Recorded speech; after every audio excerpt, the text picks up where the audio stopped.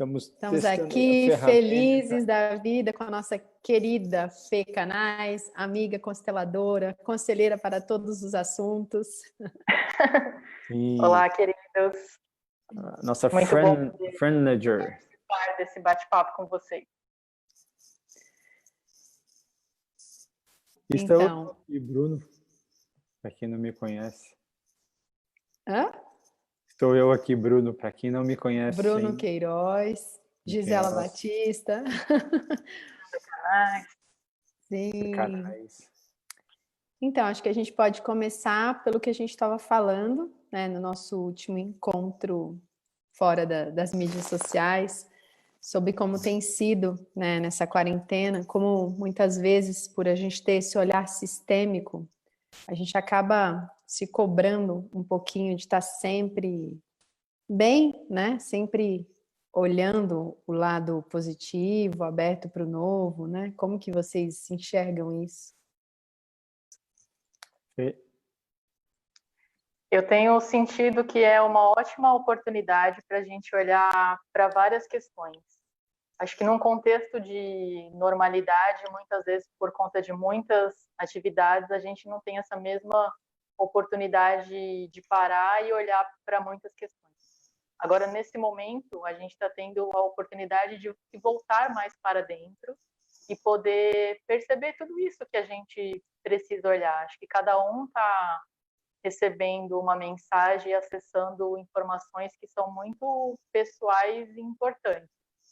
Então, de fato, por vezes a gente acaba se cobrando por ter estudado, saber que tem que ter esse pensamento e esse olhar mais amplo, mas aí que de fato a gente percebe também a nossa humanidade, o quanto todos nós estamos nesse processo de evolução.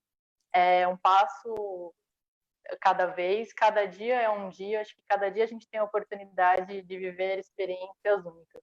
Então, para mim, tem sido uma oportunidade assim de mergulho interno bem intenso mesmo, e quando vem essa cobrança, a gente tenta deixar de lado e entender que faz parte desse processo também de evolução, e eu tenho tentado encarar dessa forma, me abrir para esse novo, para tudo que tem surgido de sentimento, de sensações, que muitas vezes a gente não consegue entender ou de onde vem, né? Mas só dizer sim, realmente, para isso. E às vezes a gente quer até nomear o que a gente está sentindo, a gente nem consegue, né? Pelo menos eu experimentei isso nesse período. Às vezes eu nem sei o que eu estou sentindo. Então é acolher isso mesmo sem saber o que é, né? Como é difícil às vezes fazer isso, né, Bruno? É difícil, e foi interessante porque no meio de março, antes de começar a quarentena, eu estava com meus cunhados, a gente foi comer um hambúrguer. Foi a última vez que eu comi hambúrguer. E eu comentei com ele, falei assim, olha essa situação, assim, olha, ainda sem ter a dimensão do que aconteceria, mas o privilégio, e aqui eu coloco com ressalvas, mas o que a gente está vivendo em tempo real de algo que vai marcar a história da humanidade. Não acho que isso vai ser um simples vírus que vai ser esquecido. Isso vai reverberar ainda por muitas e muitas gerações. A gente está vivendo isso em tempo real. E aí, numa das lives que eu participei de aulas, o professor Renato Bertatti, nosso professor, ele comentou que cada um de nós está recebendo uma mensagem, né, individual, pessoal, intransferível. E cabe a cada um de nós olharmos para essa mensagem. E aí eu trago também uma outra fala da Daniela Migliari, que ela fez um evento com o Rossandro, em que eles falaram assim, estamos todos na mesma tempestade, mas cada um em diferentes barcos, né? Cada um no seu barquinho, mas é a mesma tempestade. E no mesmo mar. Então não é assim, estamos todos na mesma tempestade? Não necessariamente, estamos todos, cada um no seu barco. Mas como é importante, às vezes, a gente aceitar que existe um tempo ou para a gente receber essa mensagem, né? Sim. Ou para decodificar, ou para a gente realmente interiorizar. Então, nesse sentido, às vezes a gente percebe, nossa, isso aqui é algo que eu preciso olhar. A gente olha, mas muitas vezes leva aquele tempo da gente realmente conseguir colocar em prática, né? E aí, às vezes, a gente fica nessa cobrança. Então, como é importante, e o nosso mestre sempre fala, né, de acolher e respeitar. Se você está com vontade de uma coisa, se você está com vontade de outra, se você se sente assim, ou assado, ou seja, se entregar para que isso venha realmente da forma que nós precisamos receber, né? E no tempo certo, porque às vezes a gente quer apressar esse tempo, né? E acho que o importante também nesse momento é acabar não entrando num ritmo acelerado por vezes de você acompanhar os outros. Tem 250 lives para você assistir na internet, vários cursos online, várias ferramentas online. Acho que é cada um observar o que é necessário para você nesse momento. Tem dias que você realmente quer assistir live, quer se conectar com tudo isso. Ok, mas tem dia que você sente a necessidade de não assistir nada disso, de ficar com um livro, de fazer uma meditação, de escutar um mantra, de se voltar só para você. Então, acho que é a gente se perceber dentro desse contexto maior e o que de fato faz sentido para mim nesse momento.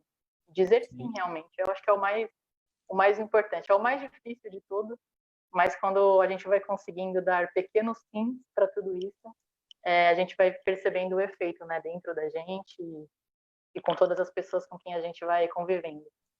Eu sou o cara que sempre que pode, eu aproveito as oportunidades. Então hoje meu dia começou um pouco antes das 8 com várias atividades, eventos online, mas o que você falou é importante. E eu lembro que, salvo engano, foi a Simone Arrojo, ela trouxe uma fala em que o Bert Hellinger, ele permanecia muito tempo em silêncio, em estado meditativo, de meditação. Então, mesmo aqui no Meditava por Brasil, horas, né? ficava o tempo todo assim, meditando, ampliando essa conexão, expandindo essa percepção internamente. E como para mim muitas vezes é difícil aquietar, como é muito mais fácil eu buscar atividades. Mas ao mesmo tempo, e aí uma coisa que a Gita tinha comentado, da possibilidade também de começar a aprender e se conectar às vezes na meditação ativa, no sentido de eu posso estar meditando, fazendo atividade, não preciso estar parado em posição de lótus, né, que também funciona e eu faço, mas a meditação é durante o preparo de um alimento, é durante uma aula de yoga, por exemplo, é numa, não sei, são Mas tantas você sabe, Bruno, que possibilidades. aí, ainda dentro desse contexto, assim, eu estou num grupo e nesse grupo a gente discutia sobre como algumas pessoas estão se sentindo tão pressionadas a aprender uma nova língua, a fazer um novo projeto, quer dizer, se vê com um tempo extra, vê o vizinho fazendo coisas assim, porque a gente toda hora lê algo assim, ou fazendo vários cursos online, ou entrando em várias aulas e fazendo tudo aquilo, e as pessoas às vezes se sentem culpadas e até fracassadas de não ter conseguido fazer nada novo, né?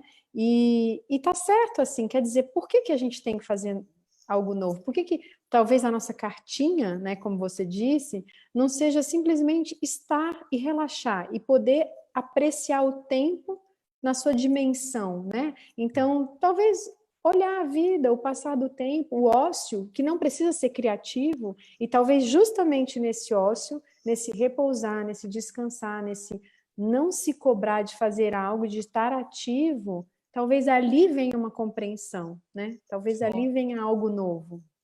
Gia, a primeira mensagem que veio para mim desse contexto todo de quarentena foi desacelerar.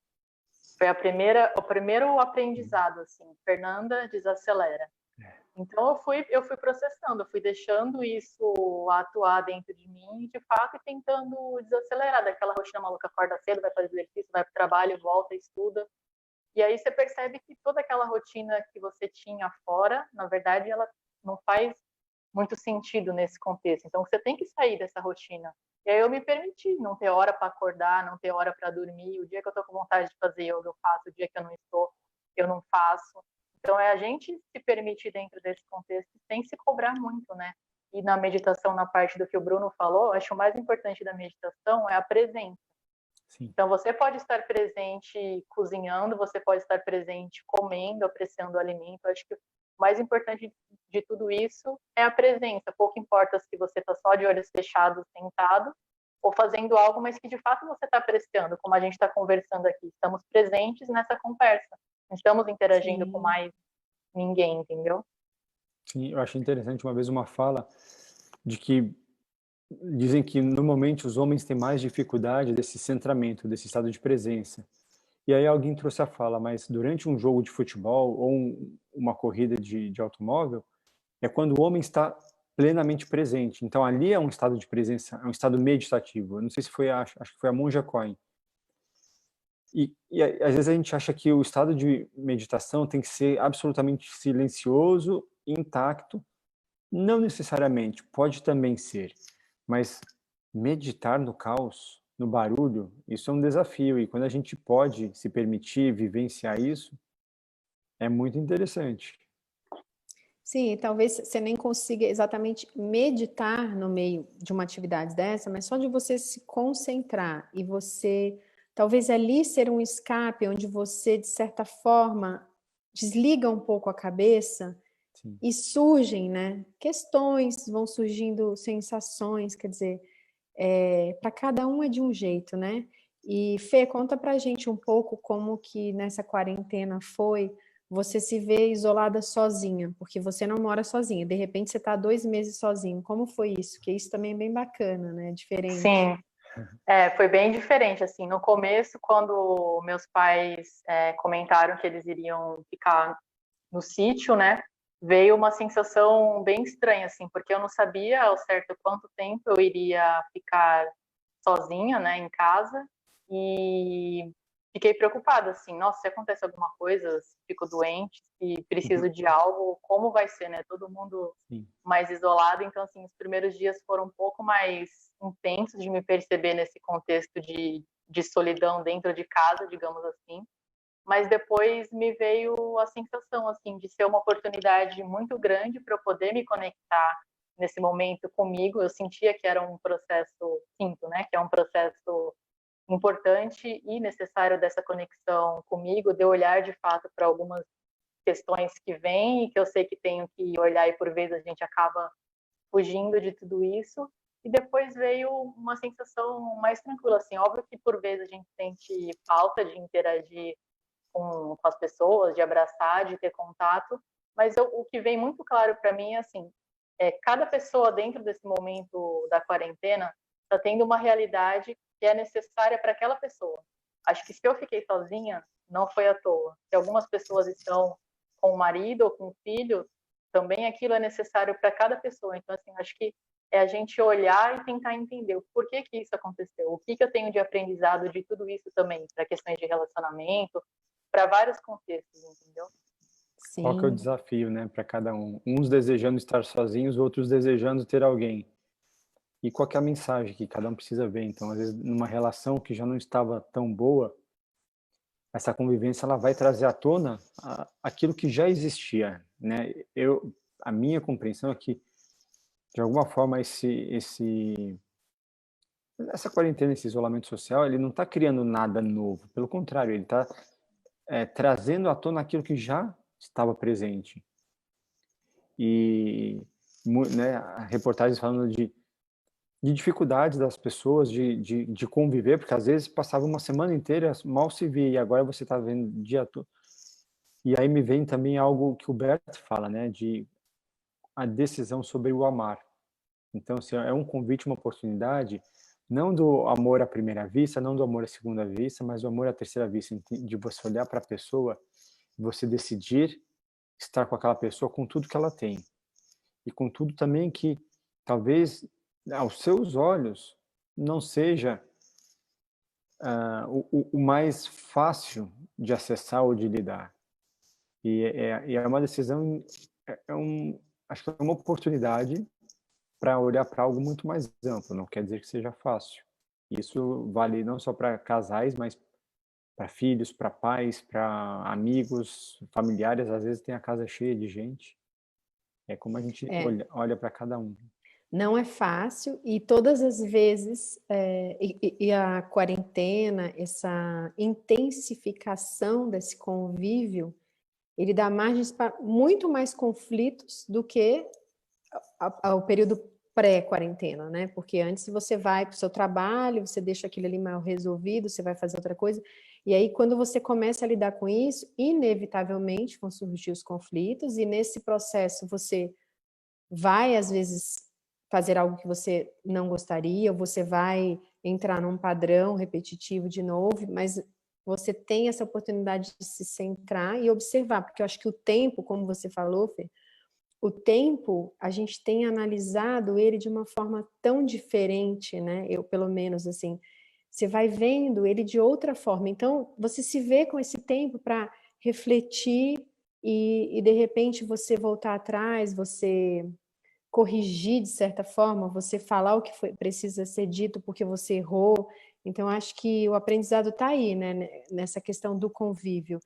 Vão surgir várias questões e a gente vai errar, inevitavelmente. Mas aí, nesse erro, a gente tem essa possibilidade de mudar, né? E aí eu acho que isso que é o enriquecedor, pelo menos tem sido assim para mim. Sim, eu acho que nessa fala do Bruno, acho que muitos relacionamentos as pessoas às vezes sabiam que tinham alguns problemas ou alguns entraves, mas por conta da correria do dia a dia as pessoas optavam, cada um ficava na sua rotina, mal se cruzava dentro de casa. Agora, de fato, nesse contexto de 24 horas, 7 dias por semana dentro de casa, aquilo que já incomodava está vindo à tona de uma forma muito mais forte. Talvez algumas pessoas tenham dificuldade de lidar com isso e alguns relacionamentos acabem, possa ser que aconteça, mas para outras pessoas talvez pode ser uma oportunidade de ressignificação muito grande, de você enxergar coisas no outro que por vezes você nunca tinha percebido, entendeu? Então acho que para cada um dentro do seu contexto, acho que o ressignificar é a palavra importante aí também para ser observado, né? O que pode mudar, se de fato é para terminar, então vamos conversar e tentar terminar. Se a gente tem a oportunidade de fazer de forma diferente, vamos conversar e tentar fazer de forma diferente. Acho que sempre pensar em todos esses contextos.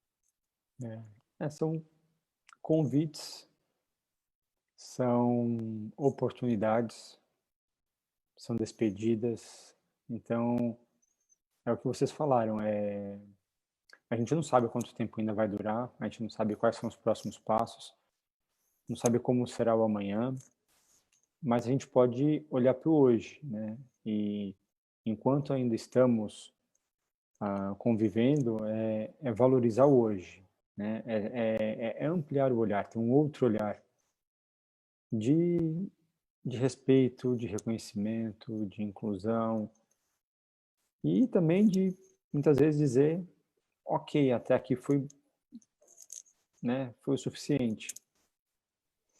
É Eu acho desafiador. que o que é mais desafiador é que não só as questões da relação começam a surgir, a pipocar, mas as pessoas se veem em outras questões. Então, vamos supor, algumas perderam o emprego, outras estão tendo prejuízos econômicos muito grandes, outras estão com pânico de ficar realmente com uma situação financeira complicada. Então, tudo isso vai pesando no caldeirão ali, né? Que vai entrando em ebulição. Então, como é desafiador esse casal que em situação normal, né? Que já estava estabilizada, tinha algumas questões, mas a relação ia bem. E, de repente, esse casal se vê, às vezes, até com papéis invertidos. Quer dizer, um conseguiu manter seu emprego e, às vezes, até dar um passo além, o outro não. Então, como que fica tudo isso, né? Novos cenários, novos papéis. Então, a mulher que de repente é super executiva e se vê agora tendo que cozinhar, cuidar do ensino online do filho e ainda assim dar conta do emprego. Então, quer dizer, vários papéis acumulados e aí como isso reflete na relação, né? Então, acho que isso tudo que é a pressão e como isso é difícil, como isso realmente demanda, né, esse centramento, como você mesmo disse, Bruno, essa decisão do amor, talvez a terceira vista, de dizer sim, é difícil, inverteram-se os papéis, a gente conseguiu olhar para o outro e falar, peraí, deixa eu olhar todo o resto, né, que ele contém, tudo isso que ele está passando, e dizer, mas eu topo, eu quero, é quem eu quero, então eu vou olhar para essa relação e vou investir e vou fazer diferente, né? Oportunidade de quebrar paradigmas também, né? A gente está tendo a oportunidade de olhar para muita coisa que a gente não imaginava, né? Essas ferramentas digitais que todo mundo está tendo a oportunidade de acessar para poder manter essa interação social. Várias empresas, eu falo mesmo por mim, a gente não tinha a opção, na verdade a gente tinha a opção, mas não havia a demanda para todos os funcionários do tribunal trabalharem diretamente de casa. Então foi algo que aconteceu de uma forma muito rápida e que está acontecendo. Então, assim, acho que muitas empresas também estão percebendo essa oportunidade, muitas pessoas estão vislumbrando o seu trabalho de uma forma que nunca tinham imaginado dessa forma digital. Então, acho que é uma oportunidade para ampliar o olhar para tudo, né? Para os relacionamentos, trabalho, para várias questões. Nossa, na parte organizacional, olha a oportunidade, porque quantas pessoas falavam assim, na minha empresa tem home office de sexta-feira, e todo mundo falava, nossa, que delícia, né? E eu mesmo, na empresa que eu trabalhava antes, às sextas-feiras a gente saía às 2 da tarde. Eu achava incrível, assim, a gente seguia direto, sem almoço, 2 da tarde eu saía, e aí eu tinha liberdade de almoçar onde eu quisesse, podia fazer um almoço mais longo, um almoço mais distante, comer em restaurantes bacanas, e pensando, pô, né, e trabalhar de casa é um negócio diferente, como você vai ter disciplina? E de repente, do dia para a noite, todos são chamados, não, agora você vai ter que fazer de casa. Mas como é que eu vou fazer com meu filho? Porque ele também vai estar dentro de casa. E eu tenho os afazeres domésticos. Como conciliar isso? Aí a gente traz como, e eu vejo pelas minhas irmãs, cuidando dos filhos, trabalhando e ainda auxiliando no ensino. Mas limpeza, organização de casa, preparação do alimento, é se desdobrar mais ainda do que já era, ainda mais para quem não tinha esse hábito, né? Não teve tempo de se preparar, foi simplesmente assim, a partir de segunda-feira tá todo mundo em casa, trabalhando de casa, pega o computador, mas como é que usa, né? Qual que é a senha, VPN, segurança, tem conexão, não tem conexão? Assim, todo mundo foi meio que pego surpresa e sim, né? É um chamado e uma oportunidade. Tem seus desafios. A gente não pode, né, tirar os olhos de que nem todos têm essa possibilidade de ter o home office. E muitos ainda seguem atuando nas suas frentes de trabalho e muitos tiveram o seu vínculo de emprego terminado. E como fazer? Né? Como olhar para essa dificuldade? Porque vai exigir algo muito maior, essa reinvenção. Talvez olhar para algo que já vinha se arrastando há muito tempo e que sempre foi ficando de lado. Cada caso é um caso, mas é algo que que existe a possibilidade, né? Mas é tão E quando a gente se permite, né, Bruno, através do olhar sistêmico que nós gostamos tanto e que tanto nos transformou, olhar para tudo isso e entender que tudo aquilo que vem, de alguma forma, é certo para aquele nosso aprendizado, né? Por mais que às vezes seja doloroso, sofrido e nos jogue no chão, né? Nos deixe de joelhos. Mas como quando a gente realmente entende que existe uma só não, 3 missões e uma força maior, e a gente simplesmente ceder, e como a Fê falou, que o mais importante é dizer sim. Então, eu perdi meu emprego, isso é muito difícil, requer muito da gente, né?